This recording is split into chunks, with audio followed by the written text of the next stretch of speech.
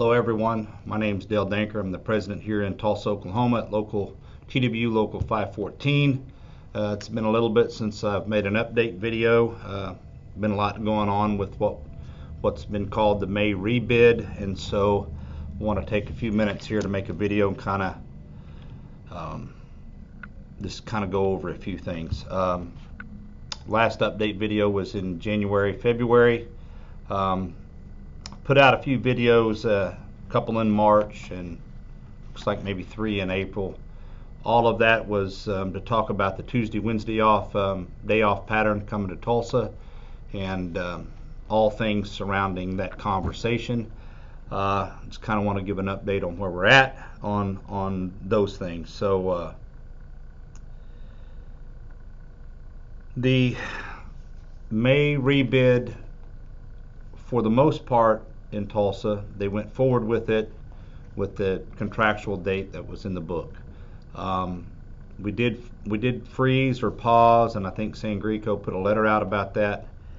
But it ended up mostly being the AO operation, and we continued to ask him, everyone from the floor, those impacted, to listen, to sit down with the team off of the floor, some crew chiefs, some employees off the floor, and listen to their concerns and their opinions on how to try to get accomplished what needed to get accomplished. Obviously that's airplanes out on time, but as we all know, there's a lot of things involved to get an airplane out on time, and there's a lot of things that can be in the way of that.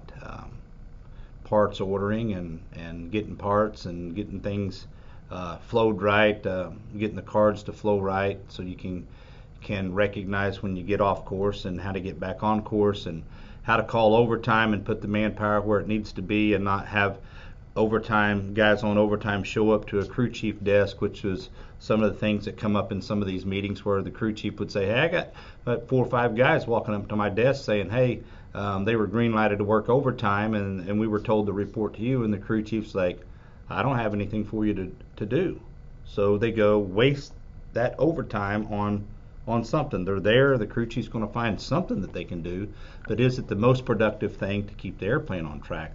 Somebody made the decision to pull the overtime, recognizing that, hey, we need to throw overtime at this to stay on track, and then the company loses sight of where to utilize the overtime man hours. So lots of things involved. Through all the meetings that we had with the company, they decided to continue down the path of trying this Tuesday, Wednesday off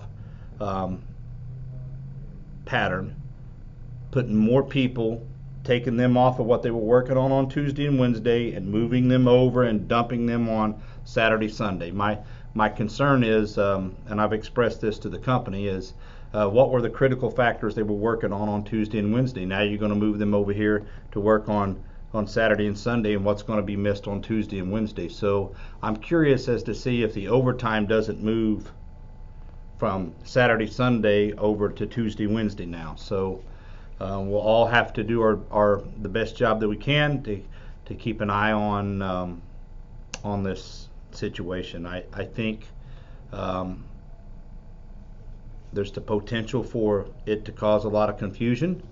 Had a lot of conversations with some good crew chiefs down on the floor, and I listened to their concerns.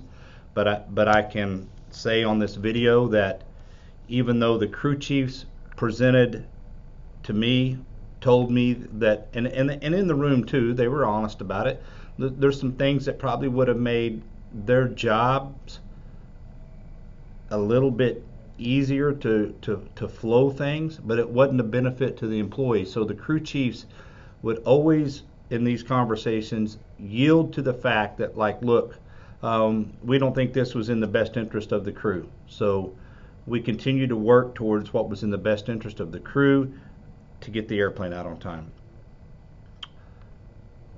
After all the conversations, and hangar 1, 2, and 3, they made the decision to split up those work groups. So you had 900 to 1,000 people in that bid unit, or that bid area, and they're going to split it up into, and those out there already know this, you got to pick between 1 and 2, or you got to pick 3. Hangar 3, 1 and 2 or 3. There was conversations that it should have been broke up into Hangar 1, Hangar 2, and Hangar 3. That the company went with, they're going to split it up into 1 and 2, and then 3. Once those people make that decision to go there, that's the bid area they'll be in. That's where their overtime, their field trip, their shift swap, all of that will be in that respective bid area. There's been a lot of people express concern that it's going to hurt them because their shift swap partner might not go to where they are going to land, and it's going to upset the apple cart once again. So we've had a contract now for over a year. It's over a year old, and my concern and what I expressed to the managing director of this base was to please let's get somewhere and stabilize this constant change. We did run the bid in August of 2020 and January of 21, very similar, and now all of a sudden we're changing, and then we're going to go to September when people that have kids and you get your life set up for one thing, and 4 months later it changes again. So we'll continue to push them into something that is stable. Try to get them to do something that is the same every bid with minor adjustments. So Tuesday, Wednesday off day pattern, they went with it in 1, 2, and 3. The director out there minimized the number that was going to that day off pattern, reduced the number significantly. But if you're one of the ones that are on it, it wasn't significant enough, and I recognize that.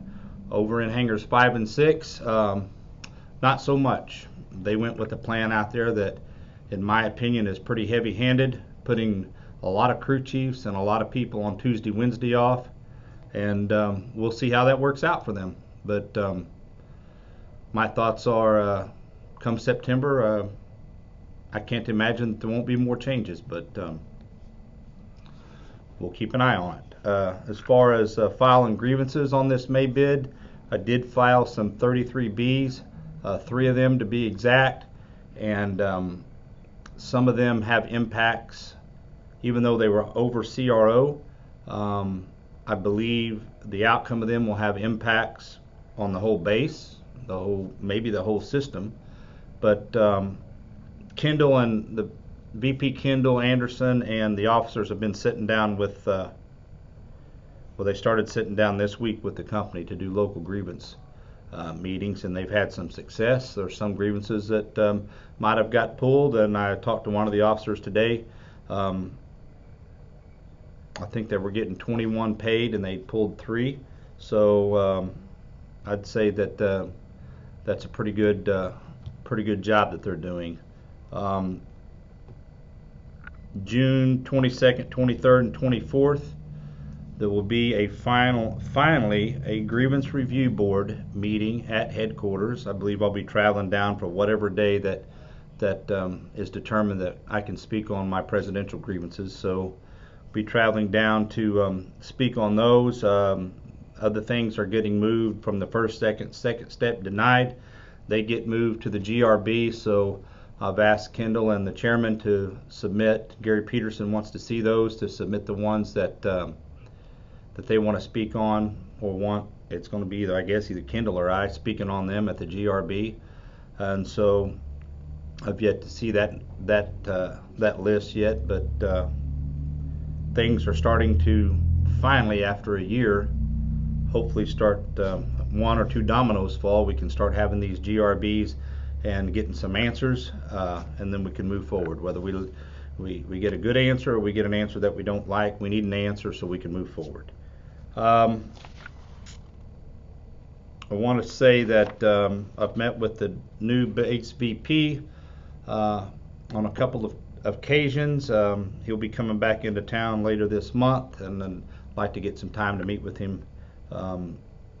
He's new to American Airlines, but he's obviously got quite a bit of heavy overhaul experience, both at a major airline and at the MROs. And I'm cautiously optimistic that he will get a look at the operation here and can maybe make suggestions and have input on how we can continue to find ways to be successful here in Tulsa. And I'm hopeful that in time there will be opportunities for us to talk about work continuing to come to Tulsa instead of the threat of work always going outside of Tulsa. To that point, I've asked him if he would consider, and the answer that he gave was yes, he would consider. But there's a lot of things in this contract that, like I said before, is over a year old, that are impacting the employees in a negative way. Here's one example. Requesting a DAT day. If I've heard it once, I've heard 100 times how hard it is to plan anything. This DAT thing was supposed to be, the way it was explained to us was supposed to be this great thing. You put these DAT days in, you put in for them at the beginning of the year, and you're able to put in for a DAT day. Well, it's got to be, there's a complement of people that can be off every day for vacation, DAT and comp. And so there's a rule in the book. Well, the problem is that, say as an example, you fly in, you get stuck in Dallas, flights, weather, whatever is keeping you from coming back from vacation with your family. You put an email in, I'd like to request a DAT day tomorrow so I can go get a hotel room, put my family up, and get on the airplane and fly back to Tulsa tomorrow. Just like to get a DAT day for that. Well, no one answers your email. You might call your supervisor, which you have that phone number, and you feel confident you can call them at the 9 or 10 o'clock at night when your flight's not going to be available. And they're going to say, hey, I can't approve that.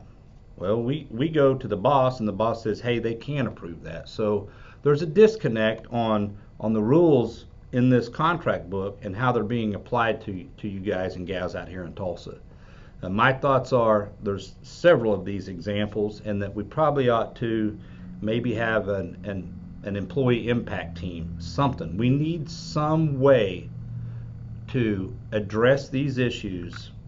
And I'm not saying go change the contract. I'm just saying, hey, find some other process to utilize to put these rules in place, because there's several things here in Tulsa that are negatively impacting you that's in this contract book.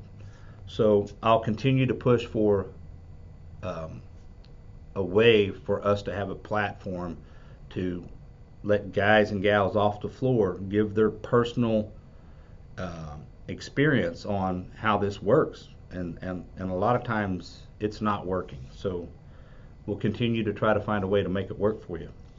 Real quick, if that's possible for me, real quick, transfers. So I have people call me, oh crap, I put my name on the transfer list to go to Boston, and I forgot, and now I got awarded, and Dale, I can't go. I can't go because I've got all these other issues here with my family, and we can't go to Boston. Please understand this. If you get awarded a transfer because you put your name on the transfer list, I've got people putting their name on the transfer list to go to other classifications. If you're an AMT and you put your name to go somewhere to be an MLS, you're going to move out of the AMT classification, you're going to go to that city, be an MLS, and you want to come back to Tulsa as an AMT. I'm not saying that you can't do it, but the way it's awarded, who gets the AMT, you're way down here as a classification in the association, but outside the classification, you're like, I don't know, 5th or 6th or 7th down in order of who gets to go to that AMT opening. So my advice is this: don't put your name on a transfer list until you see on Friday evening when the openings come available. If you really want to go to a station, just watch it every week.